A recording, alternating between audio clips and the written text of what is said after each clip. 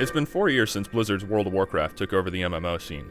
With its low barrier for entry, distinct diverse character classes, and stylized graphics that performed well across a wide range of systems, this behemoth has smashed sales records, eaten up countless hours, and, unfortunately for some, relationships.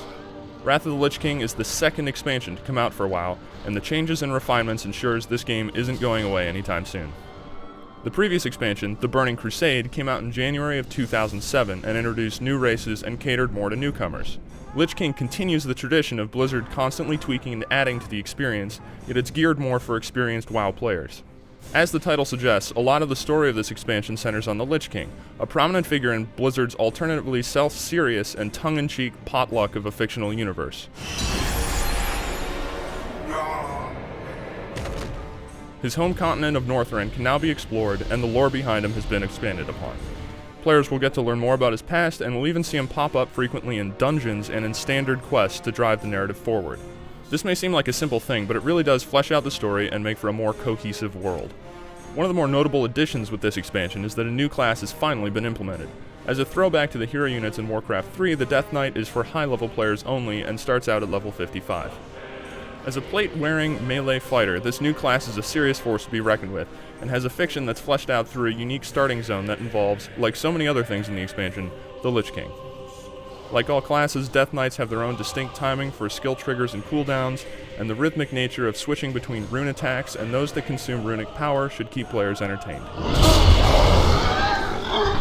As is the trend so far with Blizzard expansions, there's a new capital city, the floating metropolis of Dalaran. The level cap got bumped again, this time to 80, and a new profession called Inscription has been added. With it, players get a range of new abilities sure to be appreciated, including using crafted glyphs of various strengths to power up your class skills. It's apparent that Blizzard has made progress since WoW's launch when it comes to zone design, as those in Northrend are the prettiest in Azeroth. There's more variety to the terrain and more pockets of interest to explore, which basically means that there are less boring, flat areas to slog through on your grinding missions, and the narratives that tie everything together tend to be stronger. Also, certain quests will change bits of the environment, which makes it feel like the world is actually developing. Alternative styles of quests where you control things like tanks and frostworms are also offered to make the leveling process a little less tedious. And in some of the higher level zones, players will be treated to some impressive sights with things like quest givers standing on floating battleships that reinforces the notion that there's a war going on and makes the world feel more alive. A new all-PvP area called Wintergrasp has also been added, an entire zone that revolves around attacking and defending a keep, though much of the community hasn't quite flocked to it yet. What's more populated is the added Strand of the Ancients Battleground, which offers a new style of team versus team combat. Like Wintergrasp, both sides will have access to siege equipment to alternately take turns on offense and defense, with the aggressors trying to break through a series of walls to a fortress's center. Both of these options for PvP represent yet another layer of gameplay for WoW players to invest their time, which in addition to the new, shorter 5-man dungeons and more accessible raid structure should allow for those intimidated by the more daunting challenges of WoW's world to get involved.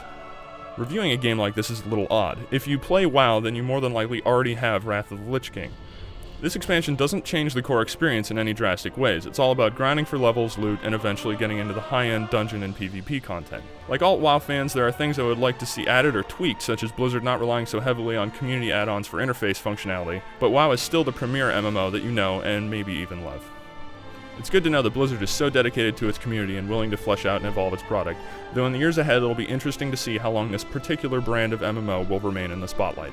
For now, the WoW machine is in no danger of slowing down, and expansions like Lich King are here to make sure of it. For the full written review, log on to IGN.com. This is